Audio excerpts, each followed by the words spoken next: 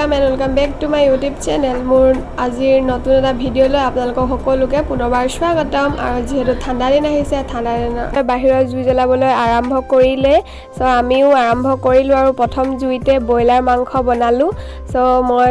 ভিডিওটো অলপ আপোনালোকৰ লগত শেয়াৰ কৰিছো সো ভিডিওটো লাষ্টলৈকে চাই থাকিব আৰু আজি আমাৰ এই মাংস বনাইছে মোৰ ভন্টিয়ে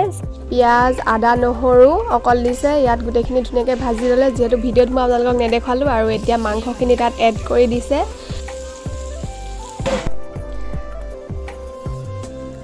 জুইকুৰা ধুনিয়াকৈ জ্বলি আছে পুৰা কাঠৰ খৰি ভৰাই দিছো আৰু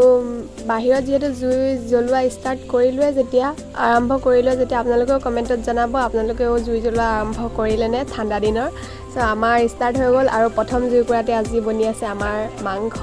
বাহিৰত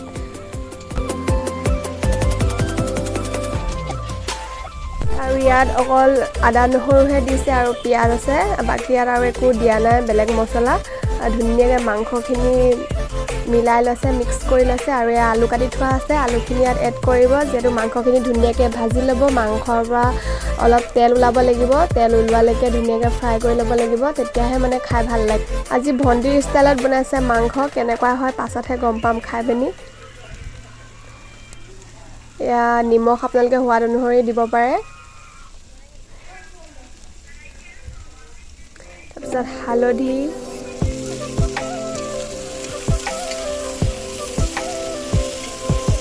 আজি ইয়াত বেলেগ মছলা একো এড নকৰে অকল আদা নহৰু আৰু হালধি নিমখৰ বাহিৰে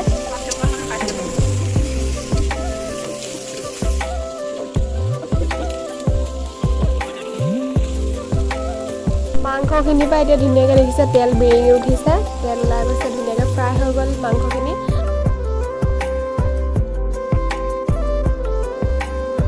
এতিয়া আমি ইয়াত আলুখিনি এড কৰি দিম আলুখিনি ধুনীয়াকৈ মিক্স কৰি মাংসৰ লগত অলপ সময় ঢাকি পিনি তাৰ পাছত আমি কুহুমীয়া গৰম পানী দি দিম তেতিয়াহে মানে টেষ্টটো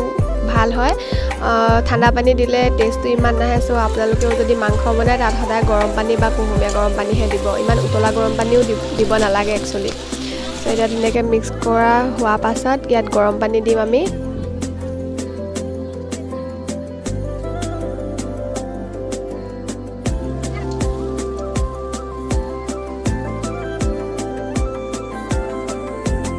এইফালে মাংসখিনি ঢকা পাছত আমি এইফালে চাই লওঁ খৰিকাত দি থৈছে ব্ৰইলাৰ মাংস ধুনীয়াকৈ পুৰি থৈছে এইয়া পুৰা মাংস খাই বেছি ভাল লাগে ভজাতকৈ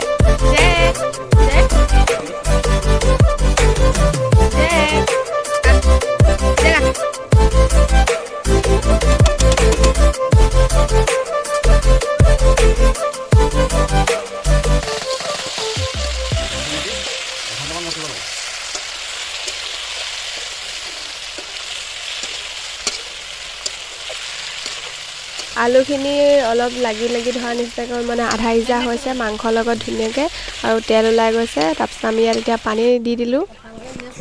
পানী দি পিনি উতলাম আৰু 5 মিনিট উতলোৱাৰ পাছত আৰু মাংস ৰেডি গৰম সো আজি মোৰ ভিডিওটো এনেই অলপ দেখুৱালোঁ আপোনালোকক যদি চাই ভাল পালে তেনেহ'লে লাইক কমেণ্ট আৰু শ্বেয়াৰ কৰি দিব আৰু মোৰ চেনেলৰ কাষতে থকা বেল আইকনটো দবাই দিব যাতে মই যিকোনো ভিডিও দিলে আপোনালোকে সোনকালে পায়